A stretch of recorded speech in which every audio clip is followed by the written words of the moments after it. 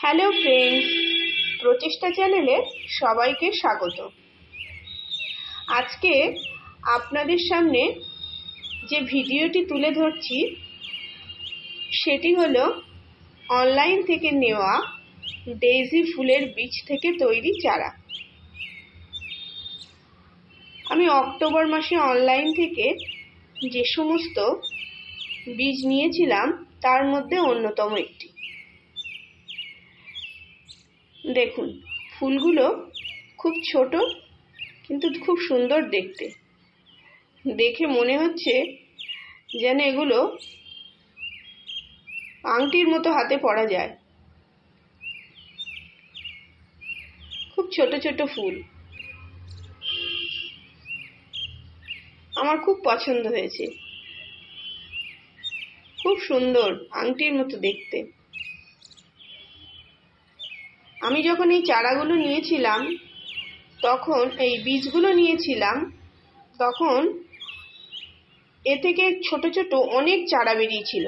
সেই চারাগুলো একসঙ্গে আমি কিভাবে লাগাবো আমি বুঝতে পারছিলাম না, কারণ আগে আমি নার্সারিতে কিংবা অন্য কোথাও এই ডেইজি ফুলের চারা খুঁজে পাইনি। প্রথমই অনলাইন থেকে নিয়েছিলাম। এবার সেই জন্যে ছোট পটগুলোতে একেবারে ফাইনালি একটু গ্যাপ দিয়ে দিয়ে চারাগুলো বসিয়ে দিয়েছিলাম। এতে কি হয়েছে, চারাগুলো যখন বড় হয়েছে তখন বেশ ঘন, দেখে মনে হচ্ছে যেন পালং শাকের চারা। এর মধ্যে থেকে ছোট ছোট সরু যে স্টিকগুলো বেরিয়েছে সেগুলো দেখে খুব সুন্দর লাগছে। এই যে এই ফুলটা দেখুন, এই গাছে এই টবটাতে অল্প কয়েকটা চারা দিয়েছি, গাছের গ্রোথটা বেশ ভালোই হয়েছে। কিন্তু যেগুলো একটু ঘন হয়ে গেছে সেখানে গাছগুলো ছোট হয়েছে কিন্তু তবু ফুল দিচ্ছে।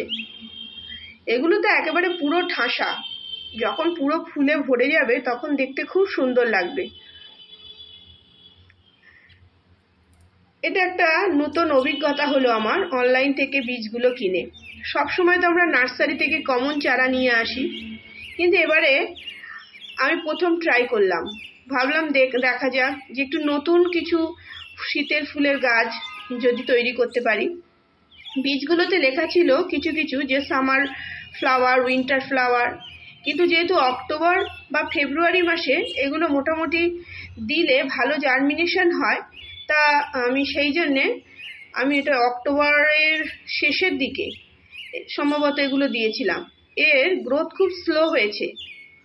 আমি খুব বেশি খাবার দিইনি, প্লেন জল দিয়ে রেখেছিলাম, পরবর্তীতে একটু একটু করে খোল জল দিয়েছি।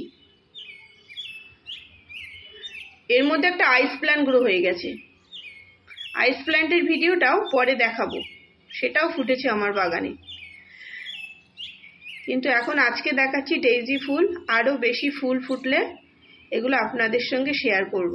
খুব সহজ, আপনারাও চেষ্টা করতে পারেন অনলাইন থেকে বীজ কিনে চারা করতে।